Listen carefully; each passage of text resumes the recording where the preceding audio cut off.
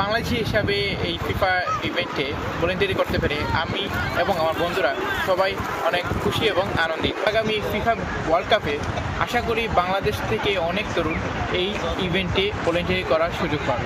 বেশিরভাগ বাংলাদেশি স্বেচ্ছাসেবক কাতার প্রবাসী হলেও কয়েকজন এসেছেন বাংলাদেশ থেকেও। ইনশাআল্লাহ যদি সবকিছু ঠিকঠাক থাকে আমি আগামী বছরের জন্য অথবা যদি আমাকে কল করা হয়, আমাকে অ্যাপ্লাই করা হয়, আমি অবশ্যই এর জন্য আসবো এবং আমি আরও চাই যে বাংলাদেশ থেকে যেন আরও অনেক আসুক। অনেক আনন্দ লাগতেছে যে বাংলাদেশিরা রিপ্রেজেন্টেটিভ হিসেবে কাজ করবে।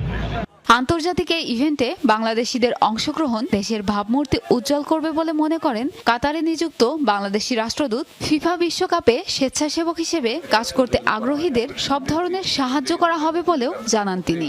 মানসিক কিছু তরুণ এই ধরনের ভলেন্টিয়ার হিসাবে বা স্বেচ্ছাসেবী হিসেবে তারা এসছেন, তাদেরকে আমি অভিনন্দন জানাই এবং তাদের মাধ্যমে বাংলাদেশের ক্রীড়াপ্রেমী যে দেশ বাংলাদেশ তার একটা উপস্থাপন করার সুযোগ হলো এবং আশা করি সামনে ওয়ার্ল্ড কাপেও তারা একইভাবে স্বেচ্ছাসেবী জন্য কর্মসূচি দেওয়া হবে।